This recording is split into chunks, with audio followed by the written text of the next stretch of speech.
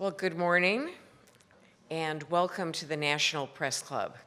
I'm Barbara Cochran. I'm the Hurley Chair in Public Affairs Journalism for the Missouri School of Journalism, running their Washington program right here at the National Press Building.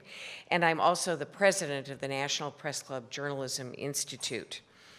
Part of our mission is to equip journalists with the tools they need to inform the public while remaining mindful of best practices and ethical conduct. So that's why we're so pleased today to partner with our colleagues from PEN America for a discussion of online harassment, which is a very serious topic that's unique to the journalists of the current generation, and which also can challenge the norms of public debate. The high visibility of White House correspondents places them on the front line of public scrutiny, and the professional imperative to have a social media presence means that their exposure can lead to enduring insults, public ridicule, and not so veiled threats online.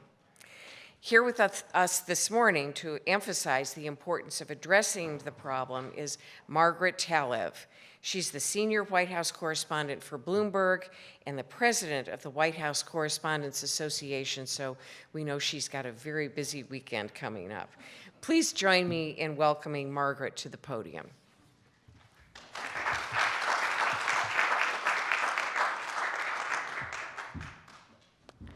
Thank you, Barbara, and hi, panel. Look, as Barbara said, online harassment is actually something that White House correspondents deal with now more than ever. I think it's a combination of the proliferation of social media and maybe the polarized climate of the times. But this has been something that we, as an association, have also tackled, urging members to both report to the authorities and report to the Committee to Protect Journalists, which has its own tracking database, and to voluntarily report to us any sort of harassment that they receive so that we can catalog it and help them to determine how to contact the authorities, how to protect themselves, how to get legal protections. But this is a really special effort, and it goes hand in hand with that. And we're so pleased that you're all here today as we head into our annual Correspondents' Dinner weekend and a week to talk about press freedoms.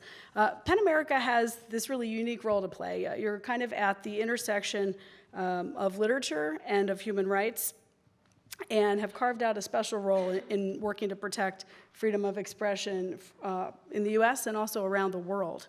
And the field manual, for those of you in the audience, actually sprang from this 2017 survey that the group did about writers and journalists that found some really alarming signs about how online harassment and hate rhetoric was kind of affecting their state of mind. The field manual that you're going to be hearing more about is a special kind of first-of-a-kind effort on the digital front to help you learn how to defend and protect yourself against trolling. It can empower you, and that's really important. PEN has been getting much more involved here in the intersection of the journalism world, opening an office in Washington and becoming more vocal in defense of press freedoms and in terms of protecting journalists, and we really appreciate your advocacy. And now, without too much further ado, I'd like to introduce PEN CEO, Suzanne Nossel. For those of you who don't know her, she has this incredible and very diverse work history. She worked in government, in the corporate world, and in the nonprofit world, and has on her resume a couple of stints in the diplomatic world, both as Deputy Assistant Secretary of State for international organizations and as a top important deputy at the UN. And since 2013, she's brought all of that experience to bear, expanding PEN's mission and reach in the U.S. and around the world. So, Suzanne? Thank you so much, Take Margaret. it from here, and congratulations on this project. Thank you. Thanks so much. It means a lot to have the support of the White House Correspondents Association, especially on this, the eve of this momentous weekend for you. So we really appreciate your being here. Just a few words. I think Margaret gave a good introduction. But from the PEN America perspective, we have a membership of 7,000 writers and journalists. And actually, online trolling is an issue that really cuts across both. Even you experience it as journalists, but we have a lot of literary writers who, for the work that they do, their participation in public discourse, the ways in which they have to promote themselves and get their voices out there on social media, are targeted all the time. And there's one individual right now, Chimamanda Ngozi Adichie, the Nigerian-American writer who participated in a PEN event last weekend, and she interviewed Hillary Clinton and asked her a question about why Hillary Clinton has in her Twitter bio why the first word is wife. And it was a very kind of actually poignant and warm exchange where kind of, she cast it in terms that Hillary had never thought about.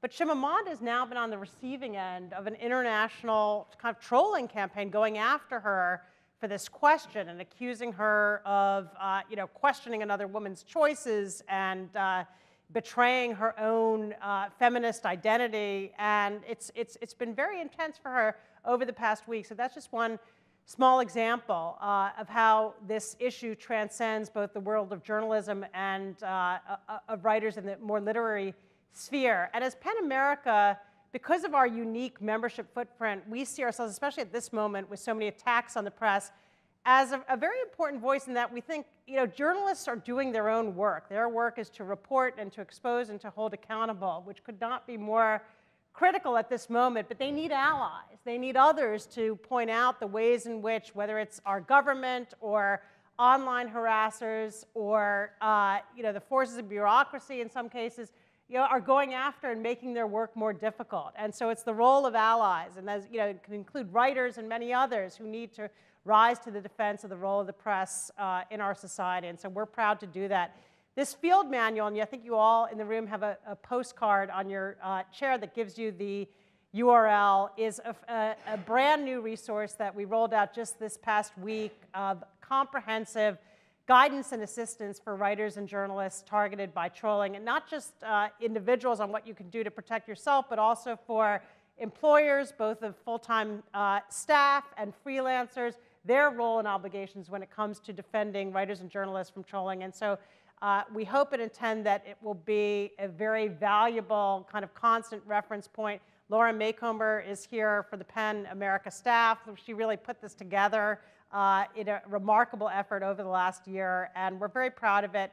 Our traditional work, for those of you who know PEN, is really centered around writers at risk all over the world, people who are threatened, prosecuted, jailed for expressing themselves. And we rise to their defense. We mobilize writers from around the world to stand in solidarity and do advocacy around those cases. But we've had to broaden our definition of what it means to be a writer at risk. And we're really pleased and proud to offer something that is as kind of practical and concrete as this to writers and journalists here in the United States and around the world who are being targeted. And it's also a resource not just for writers. Much of the advice and many of the tools contained in the field manual are applicable, I think, equally as much to anyone.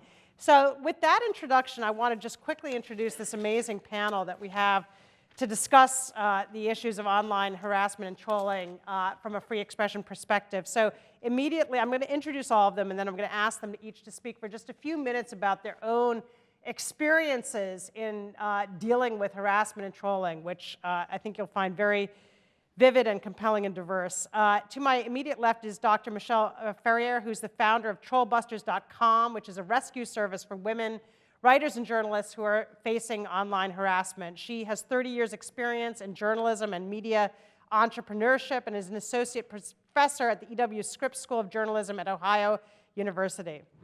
To her left is Jonathan Weisman, deputy Washington editor of the New York Times. He's a novelist. He's written a book about his experience being trolled and has also reported for a number of other national papers, including the Washington Post and the Wall Street Journal. To his left is Soraya Chemaly, a writer and activist whose work focuses on the role of gender in culture and politics. She's the director of the Women's Media Center Speech Project and organizer of the Safety and Free Speech Coalition, both of which are focused on online abuse and expanding and defending women's freedom of expression. To her left is Wesley Lowery, a national correspondent covering law enforcement, justice, and their intersection with politics and policy for the Washington Post. He was, in 2015, the lead reporter on the Fatal Force Project, which received the Pulitzer Prize, and the George Polk Award. And then last but not, by no means least, Julia Ioffe, who's a journalist covering national security and foreign policy for The Atlantic and a leading authority on Russia-U.S. relations. She was previously a senior editor at the New Republic and has worked for the New Yorker, Politico, and elsewhere. So with that, I'm going to turn to you, Michelle, first to talk about your experiences, which I think maybe historically kind of go back to the pre-online world. So we'll have a little bit of a chronological progression perhaps as we go through, but please. Sure. My work really started as a journalist back in Florida. And about 15 years ago, I was a columnist, the first African-American columnist at a newspaper there, and wrote a lifestyle column. Some of my beginnings of the mommy blogs that were coming out at the time, as they called them, and talking about growing up and raising my family in Florida. As you said, this was about at the cusp of social media. And so I received hate mail both through the traditional mail as well as through email, and then beginning on social media as we began to go online. So this activity, unfortunately, is something that even predates social media as a direct attack against journalists and their voices online. And so I particularly was stalked for over 3 years by the same letter writer whose message continued to get more and more hateful, talking about lynching, talking about race war against Black people. And as I went to management after the second, third, fourth letter, went to management and went to the police, finally to the FBI. And there was no recourse. There was no assistance. There was no digging into the computer to see where the letters were coming from or where the email was coming from, et cetera. And so at that point, I started a project called Spot Hate, which was to look at the hate crimes that were happening across the US as a journalist and see whether there was a rise in activity happening across the US. You have to understand that the letters I received, it got to the point where I ended up leaving journalism and went back into higher education to be a professor. Stayed in journalism. And as I left, that project was designed to really look at what was happening, what I felt rising. And when the police didn't do any investigation, I took it upon myself to begin to look into this work and found that, in fact, this was a tactic by white supremacist groups designed to create fear and intimidation and to force people out of the profession offline and shut them up. And so the work that we've done with Trollbusters since then, 10 years, fast forward 10 years, Gamergate happened. I teach social media and journalism. And as that was happening, I was triggered by my past experiences and had done nothing in the 10 years really around the issue of online abuse. And started 3 years ago, Trollbusters, to be able to deal with what I understood was a rise in targeted activity against journalists specifically to shut down the voices of women and people of color in our media. Thank you very much. Jonathan. Well, back in 2016, during the kind of height of when Trump was kind of marauding through the Republican primaries, and there was this notion among the Republican cognoscenti that some deus ex machina was going to stop him from getting the nomination. Actually, a Washington Post columnist had written a column saying, "This is how fascism comes to America." And as I do often, I took a snippet of it, took a URL, put it out on Twitter, and I got this note back, and it just said, it was from Cyber Trump, and it said, "Hello, Weisman." And Weisman was in 3 parentheses. I had never seen this notation, but I kind of intuited that my name sounds Jewish. This must be something about that. And I sent a notification back to him saying, "Care to explain?" And he came back with this note that said, "What ho the vaunted Ashkenazi intelligence? It's a dog whistle fool. I have belled the cat." And from there, I got an absolute deluge of anti-Semitic hate that just flowed through my Twitter, eventually spilled into emails, voicemails, and such.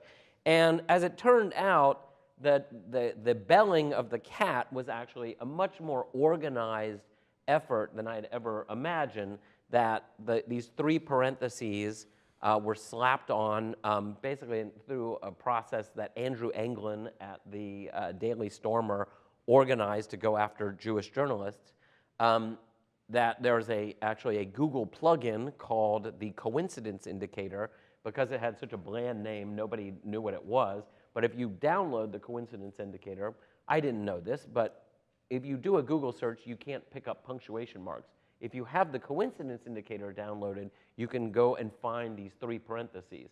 So if a journalist is marked with the 3 parentheses, Julia was one of them as well, anybody with the Coincidence Indicator can go after those belled cats. And it was my experience that surfaced what exactly those 3 parentheses were, the echoes, and really kind of gave me an insight into how widespread the alt-right's kind of white supremacist pantheon had become, and I eventually gave rise to my book Semitism, which is also in 3 parentheses. Thank you. Soraya? So Andrew Anglin is the person who was responsible mainly in 2007 for drumming a woman named Kathy Sierra out of the tech world and using a full spectrum of horrible tactics that reflect the kinds of online harassment that I would describe as practiced first on the most vulnerable people in the population, the least to have media platforms or to be paid attention to. Kathy Sierra was not one of those people, but generally speaking, if you are queer, Black, trans, Jewish, a woman, you're more likely to experience these forms of harassment in sustained ways and sexualized ways. And so I started writing in 1990 and eventually ended up at Gannett on the business side, which is meaningful now for a variety of reasons. But then I spent 15 years in the media, data, and tech world in what we now think of as big data. And then in 2010, I started writing again, and I focused almost entirely on issues related to gender, intersectionality, violence, especially sexual violence. And what became apparent right away was that if you are writing from a specifically feminist perspective, you're in a target zone. And if you're writing about sexualized violence, you are specifically in a very violent target zone. And almost immediately, whether I was writing about gendered toys or rape and war, I started receiving rape threats, some death threats, some lynching threats, because I'm racially ambiguous sometimes in black and white pictures, which I find kind of interesting. And then when I started writing about it, women from all over the world started writing to ask for help, which to me was kind of shocking and appalling, because I was a writer sitting in my office, and it became very apparent that there were no mechanisms of help, and that the issues are transnational, that if you are writing in one country, you're being harassed by people in another country. Law enforcement is completely not prepared to deal with it and is not perhaps the right mechanism, but should be better trained. So I started to directly question and engage with tech companies, like Facebook especially, particularly on the issue of who gets to decide what constitutes a threat or harm, or what is a legitimate concern. And that didn't go so well initially, because there was very little actual response to the questions.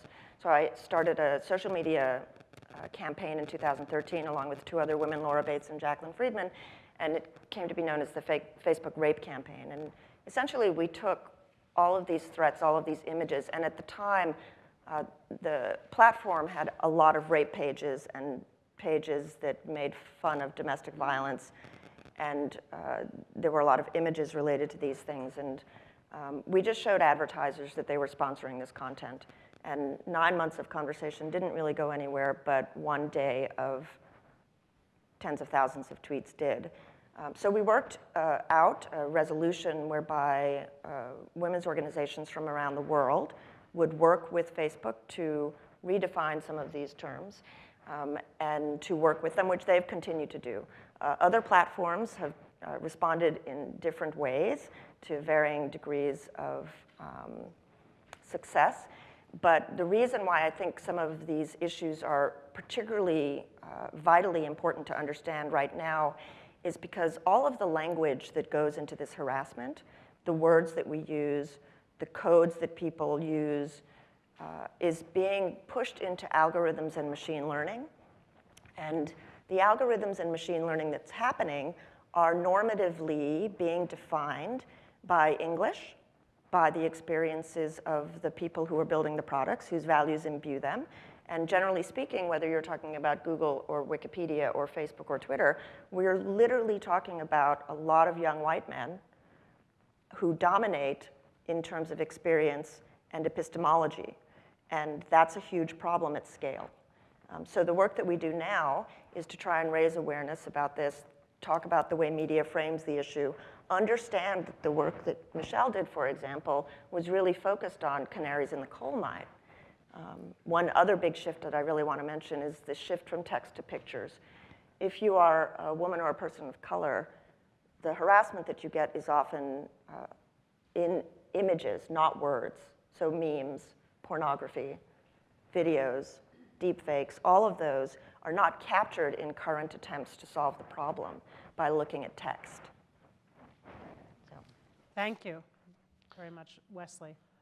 So I think it's interesting because I traced some of my experience with this back to 2014.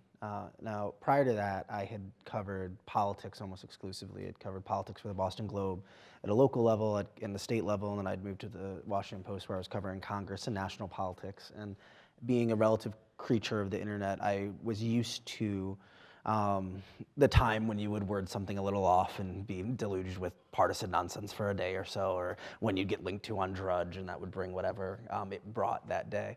But what was a kind of marked change in that experience was when in August 2014, I was dispatched down to Ferguson, Missouri during the unrest there after the police shooting of Michael Brown, which would go on to be what is still my job today in my beat. And what was fascinating and clear very quickly within the first 24 or 48 hours on the ground in that space was an intense interest online, but not just from the normal set of readers and not even just from the kind of political partisan set of readers, but from kind of a deep racially aggrieved community that I hadn't interacted with as much, even at times when I'd written about race previously. What we saw almost immediately were attempts to attack and intimidate reporters who were covering this story and writing about this story. Some of that kind of goes back to an ideology that was formerly advanced by people like Andrew Breitbart and even people like Newt Gingrich when he ran for president in 2012, around this idea that the media had to be held accountable and that individual journalists needed to be, quote, held accountable. And what this was essentially a dog whistle to harass individual journalists. It was this idea that the journalists were so corrupt and they were passing these fake narratives and making things up that they individually deserved the same level of scrutiny they might apply to anyone else. And so what this led to were these kind of trolling campaigns of individuals where you would see bad faith attacks about a tweet someone sent in 2007 as if it were somehow in relation to what they were writing about today. I had white supremacist blogs publishing, and then later more mainstream conservative websites publishing speeding tickets I'd gotten 6 years prior, complete with my parents' home address, right? We'd seen colleagues at the Times and other places having their home addresses published, and the kind of physical safety safety questions that raised. Beyond that, what we saw were these, especially from these kind of online far-right figures, were these sustained harassment campaigns where every time you would open your phone, it would be thousands upon thousands of new interactions, bad faith interactions, fabricated interactions, lies, that both created a logistical concern, but also plays to what I think sometimes is the trap that many of us fall into. I mean, I remember having these conversations initially during kind of the heart of this, and at the time, some of the thinking in our newsroom hadn't evolved enough. The idea was, well, why don't you just ignore what all those people on the internet are saying? And I think that is typically a very bad strategy for, for advising someone who's dealing with a level of harassment or trolling that way, in part because you're talking to someone who's dealing with very often either racialized or sexualized personal attacks, real questions about their safety and security, and the stance from your leadership and from your organization can't be, well, just don't worry about that, I'm sure it's fine. But beyond that, what we began seeing were these, like I said, these figures in these spaces who made it almost their job and their beat to go back to the well over and over and over again to disparage specific individuals, with the ideological idea behind, if I can muddy the waters enough about whether or not you can be trusted, if I can muddy the waters enough about whether or not you are fair or whether or not you are telling the truth, if I can create allegations, it discredits the work you're doing. And so what we saw was, especially around Ferguson and stories beyond that, there were specific ideological goals behind these kind of campaigns to try to discredit certain types of reporters who were willing to ask certain questions or to write certain stories while propping up others. Like I was saying, I think that very often plays into a fundamental defensiveness a lot of us have as journalists, in that we operate and are told to operate around our reputation and our name. It's something that's fundamentally important to us, that people know when they get a call from me that I operate a certain way versus how another reporter might operate. And so very often, especially at the very beginning, it was very difficult to see these people and these accounts often, linked in some way with, if not the most reputable organizations, at least organizations that people pay attention to in Washington, with tens of thousands of accounts, systematically lying and attacking your integrity by name. And what that often does is it baits a reporter or a journalist into interactions where they then make mistakes or make unforced errors. And so it was, like I said, kind of a whirlwind of a year or 2 year period eventually. And like I said, I think at the time, many of our major organizations were very unprepared to deal with this, in part, frankly, because they didn't necessarily believe a lot of their younger digitally native women and black and brown reporters. You mean there's just a trove of racists on the internet saying crazy things to you all day? And now I think most organizations now understand that. It took some of our friends and colleagues who cover politics all the time having this experience, but I think that it's been fascinating to see how the industry has started to evolve with these conversations. But what I'll note is that even beyond when the actual individual trolling campaigns begin to cease, I mean, I at this point have kind of moved myself out of those crosshairs a bit, still get it sometimes. The way that individuals are villainized this way doesn't go away. I've gotten more death threats I've taken seriously in the time since Donald Trump has been the president than I ever did in the heart of Ferguson or Baltimore. And I'm frankly now working primarily on projects. I'm not even in the news of the day most days. And so it speaks to how, again, the goal of some of these campaigns is to intimidate and tarnish individuals. And there's a long, there's a long train of those coats, and you never know when that might come back to create harm. Thank you very much, Wesley. Julia. First of all, I want to thank Suzanne for bringing us all together, and also to Penn for putting this manual together, because I actually found it to be really helpful. Like, scrolling through it, it addressed a lot of the issues that I've definitely dealt with, and frankly made me feel less alone. Because, I mean, I've dealt with this basically for a decade, and well before Trump, and I always felt like the only solution was to basically only look at my verified Twitter mentions, because those were rarely going to, call me the C word or call for me to be raped or call me a kike and or threaten me. So, and to just harden my heart and make sure that my family was kind of on board and also took that approach, because they have been targets of this as well. My experience with this actually started when I was a reporter in Russia. And I was based in Moscow, And I have a very Jewish last name, especially if you're Russian. It's like, it has the 3 parentheses essentially built in.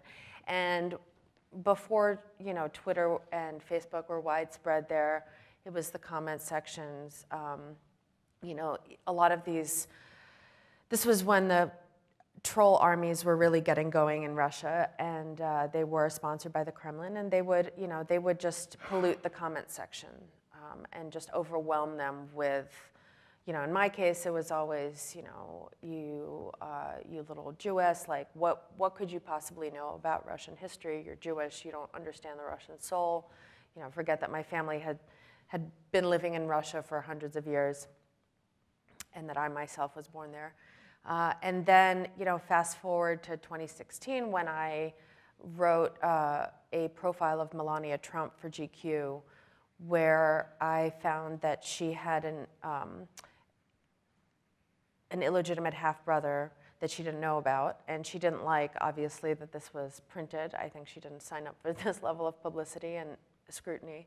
And she wrote a Facebook post denouncing my article and me, and and I went to bed that night thinking, great, Melania just drove a lot of clicks toward GQ. And then I woke up in the next morning with a lot of people asking if I was okay. Because what happened was Andrew Anglin of Daily Stormer, which is a white supremacist website, had picked up on Melania's Facebook post and wrote an article, a post saying, filthy Russian kike, Julia Ioffe, attacks Empress Melania, wife of our glorious leader, and encouraged people to go after me, and they did. And at first I thought it was pretty funny. Like there were like GIFs of Hitler dancing with glow sticks and like at a rave, and then they got less funny. My face was photoshopped onto Auschwitz mugshots, but still and I was getting emails with saying like, we're on to you, and it's, the attachment is a picture of a cartoonish Jew being shot execution style. Then I started getting the phone calls from overnightcaskets.com, from a website, like a service offering homicide cleanup to my apartment, at like 1 a.m. because these people were going to the contact us form on their website and leaving my information. So these vendors were unwittingly becoming weaponized by these people. And they, to their great credit, when I was like, okay, here's what's happening, they were like, oh, we're so sorry, here are the IP addresses, which of course were useless because they would inevitably lead to somewhere in like France, or because everybody, people were using VPNs to hide their locations. But anyway, I thought this was funny until my father pointed out to me that all of this was happening on the then 26th anniversary of us coming to the United States, fleeing institutionalized anti-Semitism in the Soviet Union. And that this was actually very traumatic for my parents. And there have been, also, and to me it was also like, I haven't seen this kind of organized and viciously anti-Semitic rhetoric since I was in Russia. I had seen kind of very sexualized attacks on me, violent kind of language used toward me by men's rights advocates on Twitter, to the point where I had to call the police.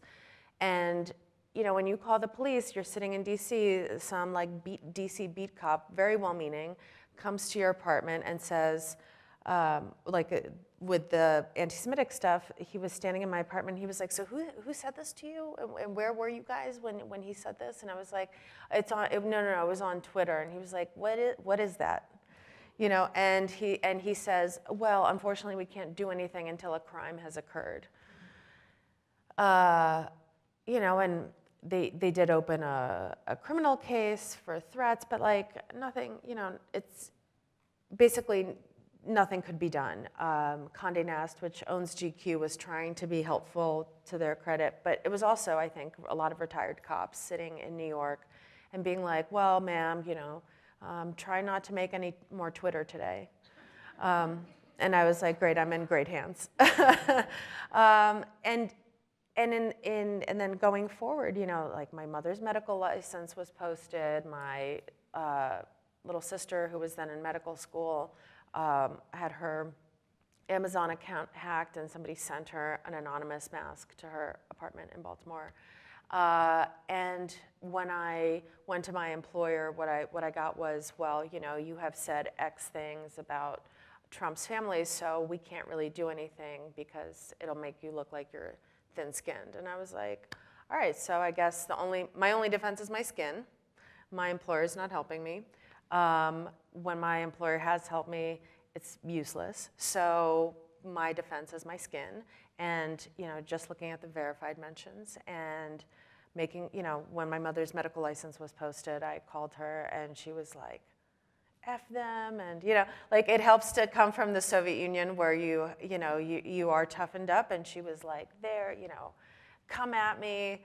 I was like, okay, well, you let me know if that changes. But I felt like that was basically, it was our skin, that was our defense. So thank you for putting this together because it's a very helpful manual. Thanks. Okay, so I'm going to ask some questions, and then at a certain point we'll open it up to our audience, so you could be thinking of what you want to bring up with our panel. I have a question about sort of the boundary line of harassment. I mean, obviously, a lot of you have talked about things, you know, death threats that I think, you know, unquestionably a legal definition of, you know, that's speech that's not protected by the First Amendment, right? And so, you know, same with speech that, you know, is persistent and targets someone on racial or sexual or religious grounds. But then there's a lot of nettlesome, unnerving, menacing speech. I mean, the GIFs, pictures, you know, that are unquestionably upsetting, and I think can be, you know, as undermining and distracting and emotionally abusive, but that, you know, may or may not rise to the level of harassment. And so, as a free expression organization, you know, that's an important question for us. You know, what is the boundary line here? And, you know, do you think we can draw a clear line? You know, are the legal definitions of speech that falls outside of First Amendment protection adequate to address the problem that you're talking about, which I think includes a lot of speech that, you know, without a doubt would be protected by the First Amendment. You know, a nasty image is not a threat. It may be incredibly upsetting. I just have to say that even when it does rise to the level, when it does cross a very clear boundary and you do get a threat, in 2014, a men's rights advocate tweeted, I have figured out her IP address and I can be there in about 15 minutes. Okay, even if you, and I called the police on that, even if they were to find who was behind that Twitter handle, and they went past whatever like VPN they were using to obscure their location, and they found the computer that person sent it from. Like, from what I've been told, it's pretty much impossible to bring that person, to hold that person to account and bring that person to justice for making non-protected speech or making threats at me. So even when it crosses the line, what is to be done, let alone the, you know, harassing images, which you can either, I have put them kind of on blast, and when this was happening in 2016, what I did was turn it around and start kind of bringing attention to it, because I was like, hi guys, this is what happened when I wrote one article that Trump's wife didn't like, and these are the people that are going to ride in on Trump's coattails to the White House should he win, and you should be aware. But otherwise, I think it should be protected speech. But even when it isn't, like, what do you do? I actually think that really the social media companies themselves define what is and is not acceptable. The original Twitter troll, the first Twitter troll I ever ran into was just confirmed to be the ambassador to Germany, Rick Grinnell. And I went back to look at all the Twitter trolling that he did of me. It goes back to like 2006. Of course, it was none of it. It was just kind of, he had these followers. He would come at you, call you a liberal, whatever. I mean, and none of it I would call harassment, other than he was an annoying pest. But the Facebook, Twitter, until you get to like 4chan and 8chan, they have terms of service. And these are not really issues of free speech First Amendment, because this is not a free speech forum when you're on Twitter or on Facebook. These are actually private companies with terms of service that you are supposed to abide by when you sign up. It is up to Twitter and Facebook and whatever to police their own terms of service. It's not really up to us. And what we found was, and I'm sure Julia found this as well, when all of this was happening in 2016, like the New York Times compiled the most vicious anti-Semitic attacks on me and put them into a package and sent them to Jack Dorsey and Twitter and said, what are you going to do about these? These are clearly violations of your terms of service, which says you are not to use this platform to attack people on by race, ethnic origin, sexual orientation, or religion. And Twitter's first response, and this response lasted for months, was we don't see violations of our terms of service here, which were absurd. I mean, the violations were there on their face. And then when it became just too hard for Twitter to ignore, they decided we're going to do something about that. Really, they declared we're going to try to get rid of the Nazis on Twitter. And I don't know what they did. They probably wrote some kind of algorithm or something, and they swept through, and like 90% of the harassment just disappeared overnight. It's their responsibility. It's not my responsibility to define and police their own companies. If they develop a terms of service, they have to police their terms of service. So you're saying you think the terms of service more or less are adequate to exclude this kind of content, and the question is around enforcement. Do others agree, Michelle? I would definitely say that the platforms themselves have a responsibility, and they do not and have not been very good about policing their own terms of service. But I think the concern that you have about language really masks the impact of this activity. There's significant impact on the individual as well as on the individual's ability to do their work when they're under this kind of attack.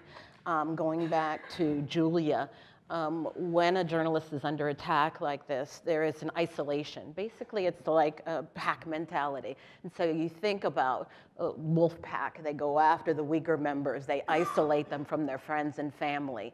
When this kind of activity happens to you, unless it's happened to you before, you don't really understand the consistent, persistent nature of what's happening.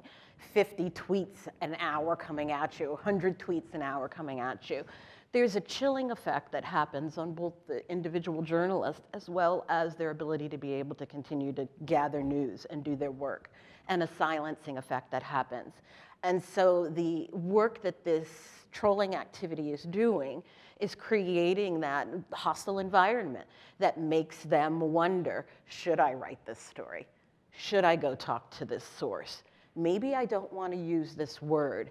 And the person becomes much more tentative and less direct in doing their work, and ultimately the journalism suffers. Soraya? So there are two things that are really striking to me. One is that people have different levels of emotional resonance for the harassment, and we know that from studies.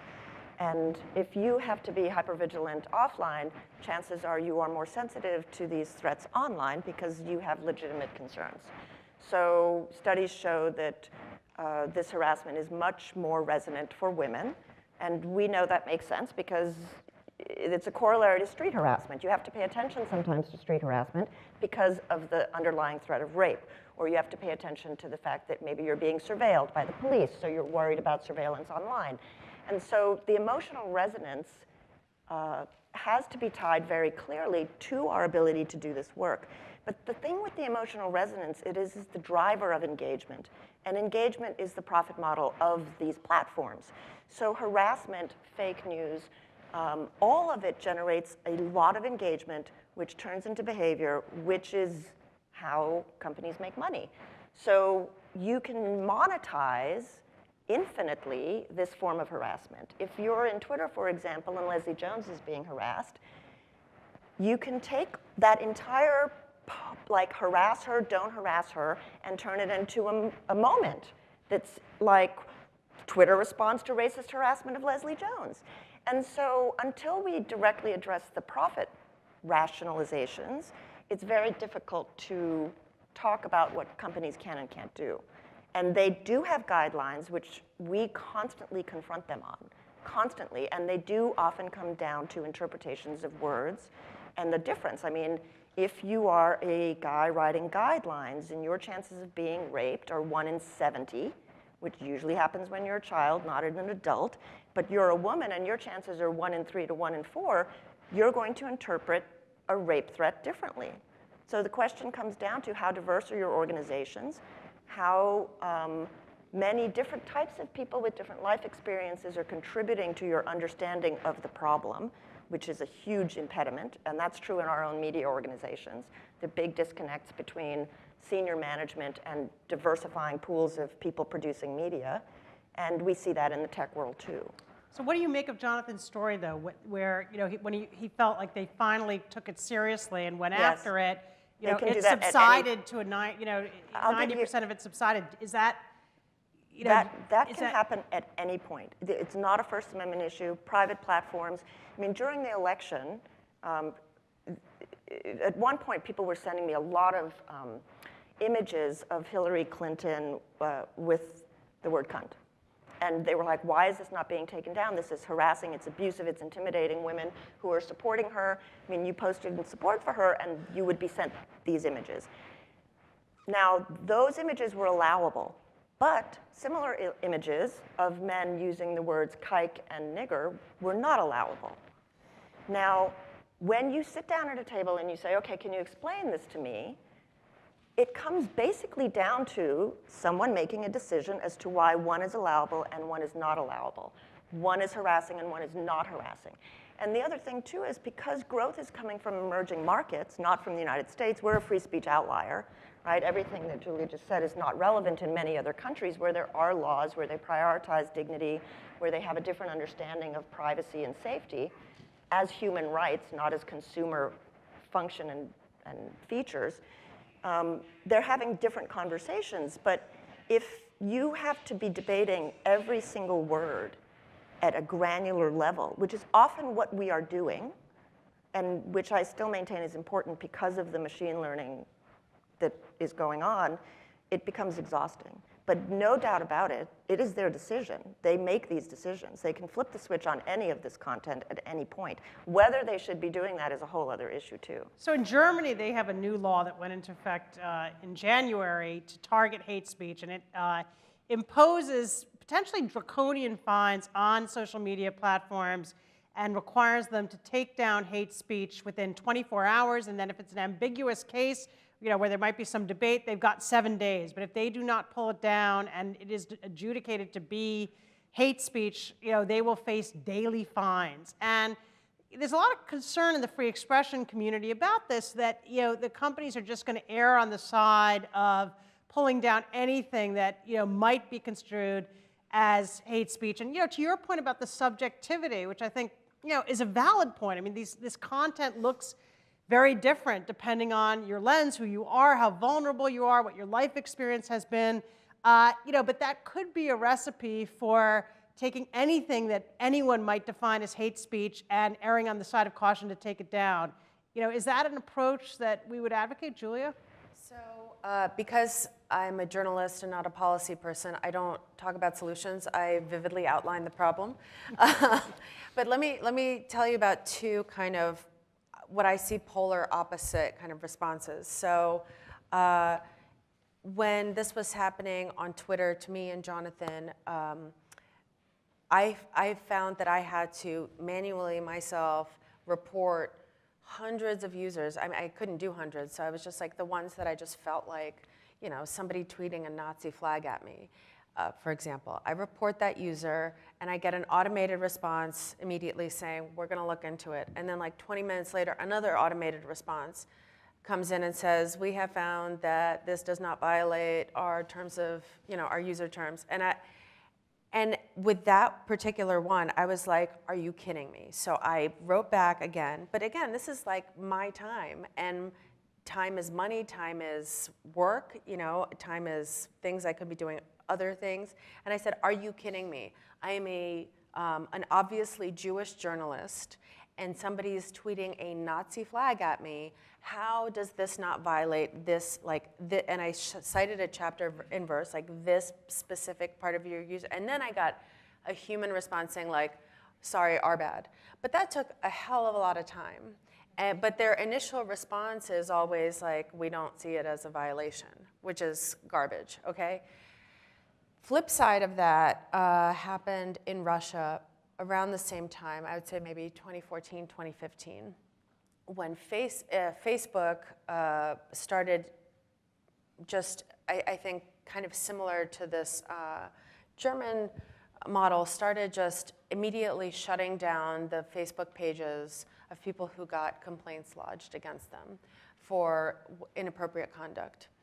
And this was a time of very heightened political tensions in Russia. Russia had just invaded Crimea, annexed Crimea, invaded eastern Ukraine. There was a lot of kind of, it was a very crazy time in Russia. And so what these Kremlin bots were doing, or just Kremlin activists, pro-Kremlin activists, were complaining about nonsense on the Facebook profiles of prominent independent journalists, opposition figures, and they would just get their entire account shut down with no recourse. And so what started out as a good thing was weaponized by the side with the power and the money and the manpower to go after the independent voices. So, you know, there's like the laissez-faire model that Jonathan and I experienced with Twitter that was bullshit and ineffective, sorry. And then there was the Facebook model that was just overly restrictive and went after the wrong people. So let me talk a little bit about the algorithms and kind of what we're dealing with in this environment right now. And so when we talk about algorithms and we talk about code and building that around language, as Soraya mentioned, you can design for text and looking at that. We're just getting to the point technologically where we can begin to do and use algorithms to be able to look at images and be able to discern what's in those images and their location, et cetera. So that kind of capability is available. But those algorithms, again, are built by people who may not understand the nuances of language, nor do those algorithms recognize your own individual identity and the intersection of that and your individual response to the messages that you see. Secondly, as Julia is pointing out, they are weaponizing the very tools designed to help us. And so whether it's blocking tools, muting tools, reporting tools, organized smart mobs on 4chan, 8chan, Reddit, and other different types of dark web channels are using these very same tools to go after people who have not done anything. And so what they'll do is just hit that block button, or they'll hit that mute button, or they'll report en masse to these platforms. You haven't written anything. Yeah. Exactly, you haven't written anything, but they'll just bulk report en masse. The algorithm will recognize that many people have flagged your content, whether it's inappropriate or not, and your account will automatically get shut down, and then you have to take the time to go back and try and argue for your account to be restored. Now, for journalists for whom being online is part of their work environment, it's part of how they're supposed to behave, how they're supposed to push out their information, et cetera, when social media is your avenue with engaging and you no longer have an account, that affects your work and it affects your ability to be able to earn an income. And so versus the free speech aspect of it, what we're seeing is organized crime. And organized crime and organized groups coming after individuals. And I feel like there may be a different avenue through our RICO laws and others to be able to try and go after those organized groups. Well, it's interesting. I think that there is so much danger in the regulation of speech that's happening right now. And we sort of understand the risks to data and security and privacy because we've just had this gigantic Cambridge Analytica story. But I think we need that type of focused attention on how speech is being regulated and with no accountability or transparency at all. And we just haven't had it yet. And again, if you take the same model of whose speech is shut down, you don't have to scratch the surface very hard to see where the differences are. And very often, I think here we tend to focus on the United States because we're in this country, but the impact of the fact that expansion is global is certainly for women journalists especially very dangerous, because to grow in markets that are inherently conservative, have much more rigid sex segregation, and are, they have conservative norms, means shutting down a lot of speech that strikes people as transgressive and in violation of those cultural norms. And what a lot of companies will say is, well, we've created the tools to let communities police themselves. And because there are 200 million more men online than women, largely in countries like these, who gets to do that policing? And so the idea of freedom of expression and freeing speech or revolutionary speech, like in the Arab world, it stops squarely at the front door of people's houses, where girls and women are still isolated and subject to these norms. So I think that anybody who is concerned with freedom of expression, even for elites in our country, if they're not looking at what's happening to the most vulnerable girls and women in these spaces, they're missing the trajectory of what's happening and what has happened in the last 10 years. And so I just think we need to be able to hold these companies accountable for explaining exactly how these decisions are made, and for clarifying what the relationship between the articulation of norms and the arbitration of norms are, and the constitution of their own institutions. That just isn't happening, really. The connection between a lack of diversity and how speech is being regulated. I wanted to talk a little bit about some of the research that we've done and continue to do in and around this area, because I think it's important for us to understand the dynamics of what's happening right now in our digital culture. While people are being attacked on Twitter and Facebook, et cetera, there are also other ways in which people are organizing and thwarting this kind of behavior online. I'll give you the recent example of the Parkland shooting. And Alex Harris, who was a journalist in St. Petersburg reporting on this. And dark web took some of her tweets, according to her, altered them and photoshopped them, and then recirculated those back out on the web, designed to discredit her, designed to minimize the effect of her reporting, and painting her as a liberal journalist attempting to paint a racial image on top of this shooting. And so she received threats, significant threats on Twitter and Facebook, et cetera, because of this. And she spent much of her week countering the fake tweets that were going out, the imposter tweets that were going out about her, saying, I did not do this, this was not my words.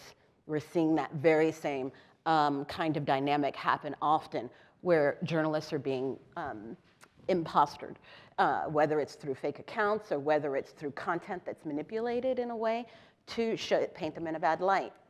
The whole purpose of all of this activity is to discredit the media and its ability to be effective as a fourth estate and speaking truth to power.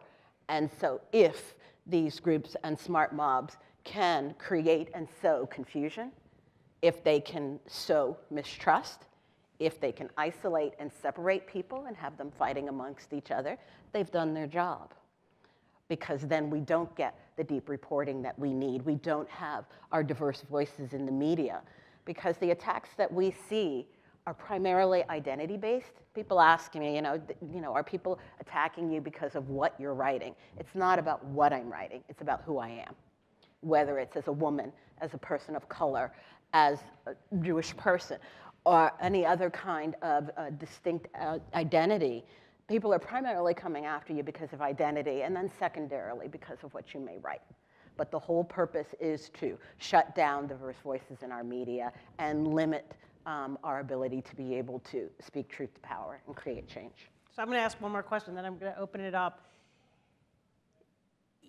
what is the most important point of leverage from your point of view to address these issues? I mean, we've put together this manual, you know, it's well and good, it's got a lot of great resources, it's a starting point that I hope others will find, as Julia says she did, is something that can make a journalist or a writer who's targeted feel less alone and that they have a place to go. But there's so much in what you've said. I mean, Soraya, you've talked about the lack of diversity and who's making these decisions and who's defining the threats. We've talked about enforcement of terms of service. We've talked about the lack of transparency. We've talked about the glaring gaps in law enforcement, you know, much less the fact that our laws don't really address these forms of harassment, and there are many phenomena we're seeing that you know, just aren't covered. We've talked about this larger question of how this is part of an organized campaign to undermine the role of the media and denigrate the credibility of individual journalists as a way to tilt the discourse. We can't address all of that, or at least not at once and not effectively. If you had to sort of pinpoint, you know, what you think is the most powerful point of leverage for civil society, for media organizations that are trying to defend their own journalists, what would it be? One of the things that it's difficult for people to understand is how complex this issue is, that we're operating on the code level with algorithms, we're operating on the content level with both text and images being sent around that can't be decided, and we're talking about at the conduit level how this information is coming to us and whether we can regulate that in some way. And so one, I don't think there is one simple solution to deal with that kind of complex. What we advocate is one, that people understand digital hygiene and protect themselves. But two, one of the things that I'm also doing, especially with my young women journalists, is encouraging them to use a pen name and to go back historically to women in journalism who came into the field and used pen names to protect themselves and their identity online.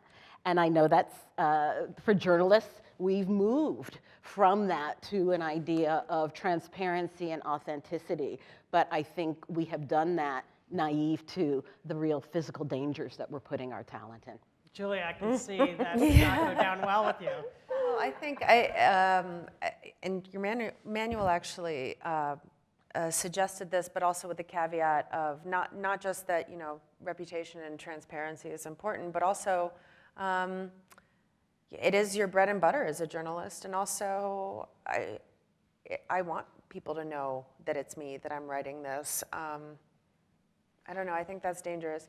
I think, again, to outline another problem, sorry, you asked about solutions, but you know, there's a problem. You told us that wasn't your job. I know, so fair is fair. It's my terms of service. So, you know, it's coming from the very, very top. We recently just had the President of the United States of America go after an individual journalist, Chuck Todd, using like a very, very old anti-Semitic slur. Yeah, like, and he's constantly attacking various news organizations for their, you know, CNN, The Post, going after the owner of The Post, The Times, constantly going after media in general. We saw him calling in to Fox and Friends yesterday talking about how, you know, nice they are to him, but how the others are not fair just because they're not nice to him. So, you know, the term, you know, adjusting algorithms, great. Diversifying these decision makers, great. But we also have a guy at the very top driving this message. Wesley? I want to go to Wesley. Okay, sure. Well, and what I'd add to that is, I think that, and this speaks to what Julia was talking about and what Jonathan was talking about earlier, is that these terms of service don't mean anything to these companies, because these are subjective decisions made time and time again. The President of the United States has threatened nuclear war on Twitter. Last I checked, violent threats are a violation of the terms of service of Twitter. And then we can be cute about how that's different. No, I mean, he's threatened to bomb countries. That's a threat of violence. That is explicitly banned from this platform, right? And so what we, and that gets far beyond the personal attacks and directing his followers at people. And no, like at a fundamental level, either these terms mean something or they do not, and they clearly do not. Beyond that, I mean, I think I can think of examples in 2014. I had one very prominent troll going at me, and this was back, like I said, they were publishing my parents' address and all this. And when his followers or his wannabe friends would publish the same tweets as him, copied and pasted with this information, Twitter would take them down. And then I would report his tweets, and they'd go, we don't know if we can do that, blah, blah, blah. They were scared of him. It had nothing to do with whether, it's not an apple being an apple and orange being an orange. It was that when a prominent user does something, there's a different set of rules than when a less prominent user does something. That they are scared of the potential political backlash, of appearing like they are. And I think that governs the way these platforms make decisions far more than almost anything else. Because again, by the letter of the law, the President of the United States' Twitter account should be banned, much less all of these white supremacists who suddenly disappeared one day. It's not that that day they woke up and broke the rules. They've been breaking the rules for years. And while I appreciate the efforts that have been made by these platforms, that doesn't go back and erase the actual trauma, both actually, but then beyond that even reputationally, that had happened in the wake of all of this previously, right? Yeah, it's great that that person who's been harassing me for 3 years now doesn't have an account. But that doesn't go back to 2 years ago, that night when I didn't get the work done I needed to do because I was worried about whether or not my deadbolt had latched. Would you want Twitter to take down Donald Trump's posts? Do you think that would be better if we couldn't see some of the worst things that he chooses to put out there? Or is there an argument that we ought to see it? Expose. I mean, and some of you have taken this strategy, expose it to the light of day, right? Sort of the sunshine solution. And if people really understand what's being said, maybe they'll wake up to important realizations. What do you? I mean, that is actually a delicate question, because when Julie and I were being deluged by this anti-Semitic stuff, she was doing it, I was doing it. We were retweeting this stuff because we have a lot more followers than they do, and it exposed what was kind of the underbelly of the internet and also the electorate. But it also encouraged more, because if somebody with 60,000 followers is retweeting somebody with 400 followers, hey, then somebody else is, hey, I want that treatment too. So in some ways, you're exposing it, but you're also amplifying it. And I remember at one point, the head of the Anti-Defamation League called me up and said, hey, I see what you're doing, I appreciate it, will you please stop it now? So, it actually is a judgment call whether exposing is simply falling into exactly what your harassers want. There's an interesting tactic that I forget which group it is, that's suing Twitter to because there are accounts that Donald Trump has blocked. Oh yes, it's right? the Knight Center. Yes. First Amendment, because he's right. president. That he can't block people because they deserve to see what their president is saying on Twitter, which I think is a really interesting. I think we do need to see, the crazy things he wants to put out there, because they have real repercussions. The man has a nuclear button, and I'd like to know when he's thinking of using it. Soraya, and then Michelle, and then I'm going to open it up to the audience. So there are some people, I think, at Facebook that call me the nipple lady, because I've gone to bat for breastfeeding women and protesters who protest topless.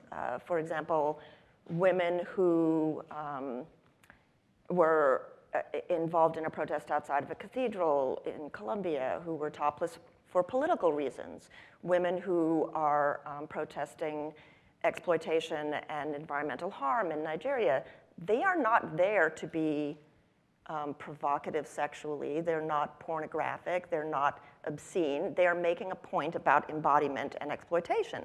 And so the reason I mention this is because there are bans on women's nipples in a platform like Facebook because of heteropatriarchal norms in our society, and those bans affect our political speech around the world. That matters because what they're trying to stem the tide of is pornography. If we said, okay, fine, let everybody speak. These companies shouldn't be regulating. They would all be flooded with porn 24/7. So we know that that's the case. So why won't we deal with porn? And why won't we deal with porn on the basis of its speech implications for the society and particularly for women? So if you're a woman politician today, and you're a prominent woman politician, you have been turned into pornography profusely. And if you have a daughter, chances are you have been turned into pornography along with your daughter. Now that is a threat to those women. It is a threat to other women who want to run for office and don't want to be exposed to that. But in our mainstream media, treating the pornification of women candidates in this way was not fake news, because frankly it didn't happen to men and it wasn't relevant. It was just porn. But the point of the porn in that instance, strategically, is to defame the woman, reduce confidence in her morality, in her ethics, in her judgment. It is politically strategic. Why we don't call it fake news? Well, I know why we don't call it fake news, but we don't, right? And so if we really want to get to the nitty-gritty of free expression and who gets to be expressing themselves or whose needs and wants are centered in the restriction of speech, then we would be talking about porn.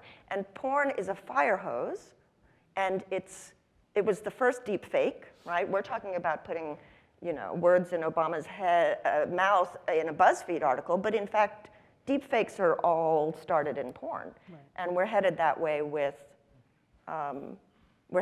now with virtual reality, and we just won't deal with it socially. Michelle, quickly, and then I want to open it up. Sure. So I was going to respond. Some of the research that we're doing shows us that the attacks are on the most vulnerable, and we're seeing them in student media. While kids are still in school learning journalism, young women are being attacked online in order to intimidate them from even pursuing the career. So there is an effect. I also wanted to point out that 40%, research has shown us 40% of online activity may migrate into some kind of physical attack. So there is a direct physical line between what happens online and what happens physically, despite what the police might say. It's just online, it's not real. It is very much real and has effects on your identity, your emotional state, et cetera. I would say to your question, there is an emotional trauma that comes from this kind of activity, whether it's the consistent, persistent drip of insults all the way to the explicit threats against your life. And if there is a place of intervention that I think is the most leverage, it is supporting these targets at the point of attack, giving them that immediate support and the ability to be able to rally around and help bolster their reputation. Because it's not just the short-term effect that happens on their work and their person, but the longer term effects of search engine optimization, the ability of freelancers to be able to get a job if they have been the target of this kind of attack. When a new employer Googles their name and sees all this garbage come up, they're going to avoid working with them because of that. So there are longer term effects both in physical space as well as in the ability to do work that we're dealing with, that we need to deal with strongly. Thanks. Okay, if you have a question, there are a couple of people, Julia and Joanne, with mics, and I would ask you to just state your name and affiliation, if any, and to keep it to a question. Please. Please state your name. Hi, this is Kim Clark from the Education Writers Association. There was a situation in Mexico where a female reporter was attacked online, and she investigated the attackers and found out that it was a group of people actually hired by the dominant political party. You're shaking your head, I think you know about this case. And so I wondered if you could talk about how these attacks are actually more designed to distract the public from other issues, and that it's a coordinated political attack about distraction, and how that might apply here in the United States. There's a distraction and a silencing. So there's the individual silencing, and then the frenzy of activity around that distracts people from looking at what's happening. We're seeing it with white supremacist groups, we're seeing it with government operatives, and we're talking about women journalists who not only have been threatened, but have had to be in exile and have left their country as a result of the kinds of attacks that they're seeing. And so these efforts are, by whoever is in power, designed to distract, confuse, deflect, and keep people from organizing in a way that they can be found out and investigated and come to justice. There's just one other thing too. We focused almost exclusively on anonymous attacks. But in the instances of women journalists and politicians, certainly globally, often in this case too, they are far more likely to be attacked by acquaintances, neighbors, co-workers, educators, other journalists. I mean, the verification system on Twitter just replicated a pretty discriminatory status quo and allowed certain people to weaponize the verification process itself. And so I don't want to leave anyone with the impression that this is all a problem with anonymity, because very often what we're hearing from women journalists and politicians is that they are as concerned about being attacked by their own institutions or members of their own institutions, which is where we hit this nexus with Me Too, right? And what Me Too means institutionally and systemically. I also wanted to, that's actually really perfect what you said. Also, we saw after Donald Trump's election that this, what I feared would happen happened, which was that these people rode in on his coattails and felt really empowered by his victory and validated by his victory.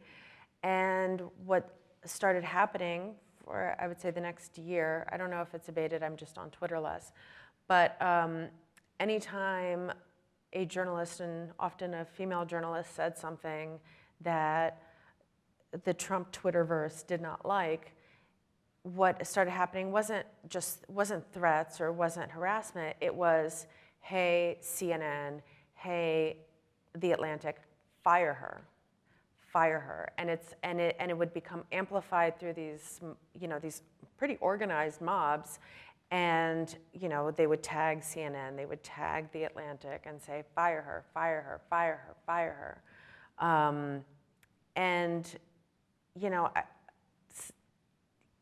I don't know, how often these organizations give in, but sometimes they do, and that's real. That takes away your bread and butter. That is a real dampening effect. And I think what we've seen is, unfortunately, Suzanne and I were talking about this, is a lot of media organizations have become, especially on the corporate side, have become really afraid of getting mobbed by these people or sued by these people, or that it rises to kind of the president or his minions going after this organization, and internally they tamp down on their journalists.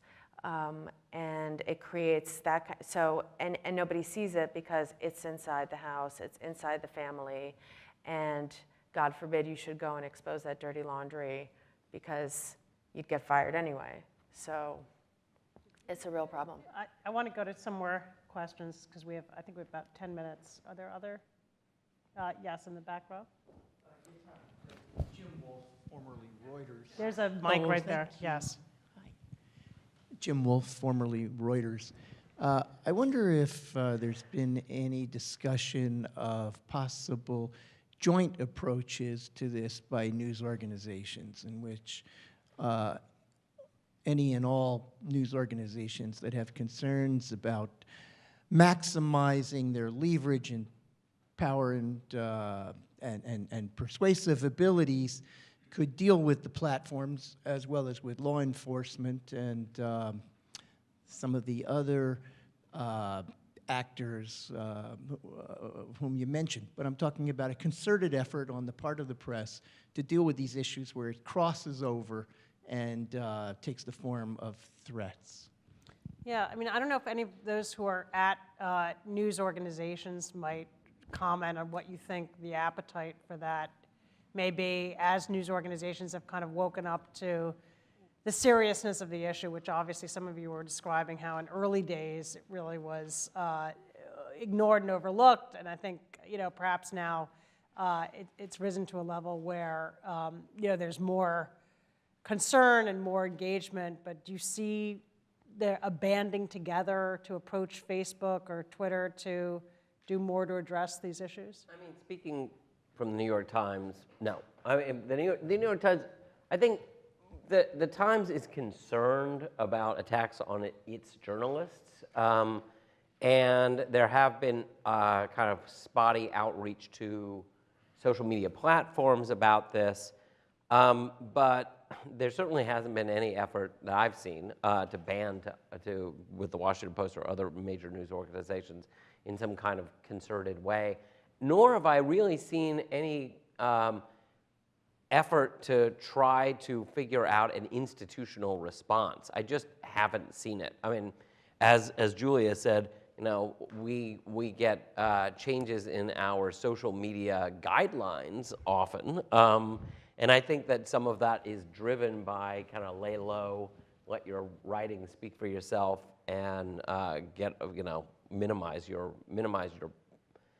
presence, or at least your visibility on social media. But I have not really seen any kind of effort in this way, and I don't really think my news organization is taking this hugely seriously. Beyond that, Wesley? beyond that, there's a real question about whether or not such a joint effort would even be legal. Because the Washington Post has a business relationship with Facebook. The New York Times has a business relationship with Facebook.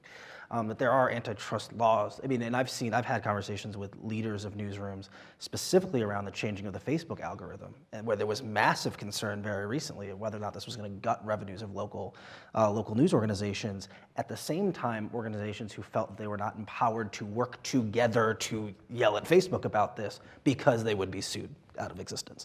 That there are real, there are as a set of various business partners, there's questions about to what extent you even could do things like this as it relates to, in a joint way, going to organizations. But I think beyond that, as Jonathan was saying, I think, frankly, very few news organizations take seriously enough, or at least make imperative how important these kind of conversations are. I think that when our formal organizations are speaking to these platforms, I would be very surprised if almost any of that time is spent talking about these types of things.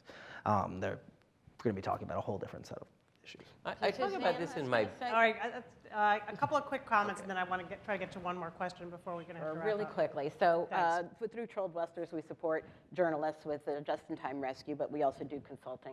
And we are working with Reuters and other major media organizations who I think are fairly late to the game. I don't think media management understands the complexity and the seriousness of what we're dealing with right now online.